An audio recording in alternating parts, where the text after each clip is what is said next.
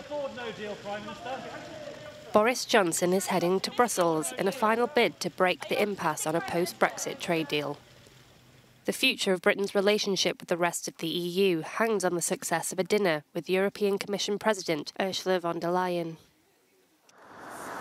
Yesterday saw some progress when the UK agreed to drop plans to override sections of the withdrawal agreement, which would have potentially broken international law.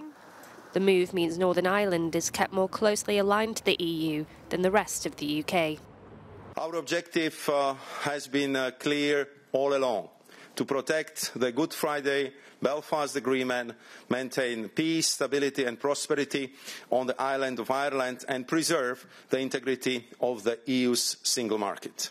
This is just one jigsaw piece in a much wider agreement, and concern about a no deal is growing.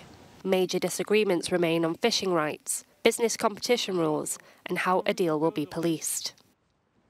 I think that our friends have just got to understand that the UK has left the European Union in order to be able to exercise democratic control over the way we do things. An agreement has to be reached and ratified by the end of the year. Otherwise, the UK and EU will be imposing tariffs on each other's goods. Robin Owens, Euronews. Well, let's go to Brussels to get the very latest. Our correspondent Shona Murray is there. Shona, just tell us then, has ever there been a dinner date with so much riding on it? No, I don't think so, Rosie. And I know that we've said it many, many times before, but this really is make or break for the Brexit negotiations on the future relationship. And we will hear, I suppose, at the end of tonight how that goes. But for now, I'm joined here in the European Parliament by Philippe Lambert, who's leader of the Greens group here, and also on the Brexit Steering Committee. Philippe, a lot of people say that when they heard that Boris Johnson was coming to Brussels, that meant he definitely wants a deal and a deal was in the offing. Would you agree with that statement? Well, it's one of two things. Either he wants to give the appearance that he's went the extra mile and that it is finally impossible to make a deal with these bloody Europeans. That's one option. The other is that he still wants a deal and he's prepared now to make the necessary concessions in order to make it possible.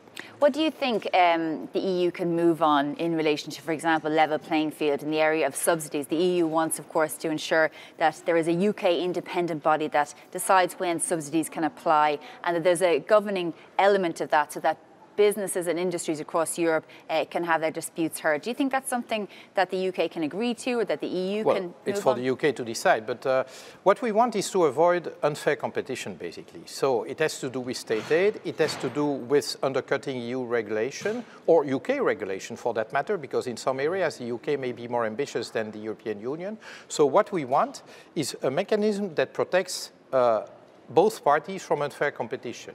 That is, that indeed we need to have regulatory convergence between the two, and if we can't, then we need the unilateral ability of either party to restrict market access if it deems that the other is actually competing in an unfair way. So I think this is sensible, actually, and it can create a good precedent for other trade deals, actually. And the other thing is you hear a lot about dynamic alignment and that the EU wanted the UK to follow its rules. But of course, that isn't the case. It's really that the UK doesn't reduce its standards, just to be clear about that. Yeah, indeed. So what we want is a non-regression clause, that at least we are not weakening current standards to which both parties adhere. Since so far, the UK is applying EU legislation.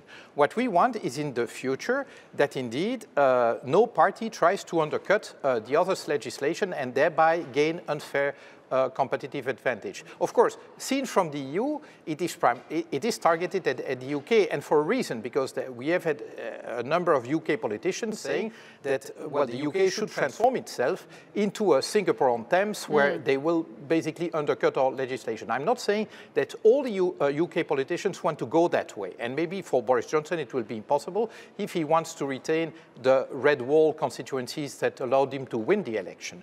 But, well, better safe than sorry, and therefore we want guarantees. We want guarantees that they won't do that, and well, the less guarantees they can give us, the stronger the retaliation mechanism has to be, because we need to be able to close our markets if we see that they are threatened by unfair competition. It is about preserving what we call the integrity of the single market, but to be very clear, the possibility for all companies to do business. Because at the moment, yes, we have a surplus with the UK, but if the UK transforms itself, gaining full market access and then transforming itself into a place of social dumping, environmental dumping, and all the rest of it, then we are potentially introducing a lethal threat to all businesses, and this we won't do. Just very briefly, you were very pessimistic earlier in the week after listening to Michel Barnier. Do you think there's any hope in the last couple of days that there's been any progress? Do you hope that we could see something materialise that's positive in terms of the future relationship? I would say Boris Johnson is the ultimate opportunist. If he feels it opportune for his political career, because that's the only thing that counts for him, to sign a deal, he will. But of course, there will be a political cost. The problem is that Boris Johnson has promised and said literally, we can have our cake and eat it. Today, he will need to say, well, we either have our cake or we eat it. And so he is bound to disappoint people because, well, having our cake and eat it is not on offer.